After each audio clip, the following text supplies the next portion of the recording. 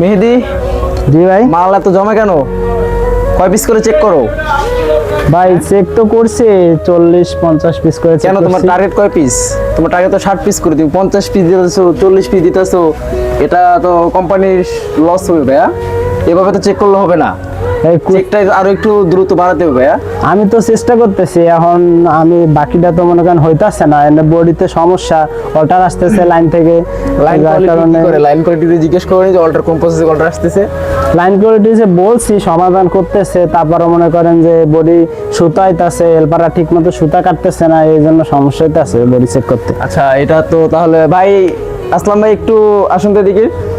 এই যে quality check করতেছে, টার্গেটে তো 60 পিস, চেক করতেছে 40 পিস 50 পিস, এভাবে চেক করলে তো হবে না। আপনি একটু কথা বলেন ভাই। ভাই বডিতে চেক করতেছি, বডিতে সমস্যা, লাইনে অল্টার বেশি হইতাছে, সুতা হইতাছে, এই জন্য চেক আগাইতেছে না। এখন টার্গেট তো দিছে বসে 60 পিস, আমার হইতাছে 40 পিস 50 পিস করে। এখন আমি কি করতে পারি বলেন? তোমার তো আরো দ্রুত করতে হবে, এত স্লো করলে তো কমই প্রোডাকশন হবে।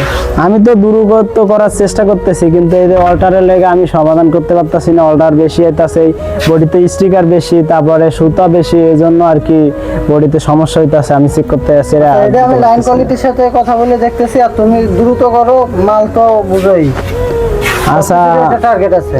আচ্ছা, আমি এটা দ্রুত করার চেষ্টা করতেছি, আর আপনি অর্ডারগুলো বন্ধ করেন, স্টিকারগুলো তোলার ব্যবস্থা করেন, সুতাগুলো হেল্পারকে বলেন একটু ভালো করে কাটতে, তাহলে আমার প্রোডাকশন ঠিক হয়ে যাবে 60 পিস। আমি চেষ্টা করবো 60 পিস দেওয়ার জন্য। আচ্ছা ঠিক আছে, আমি এটা দেখতেছি, তো দ্রুত করো। থাক, স্যার আসলে করার দরকার নেই।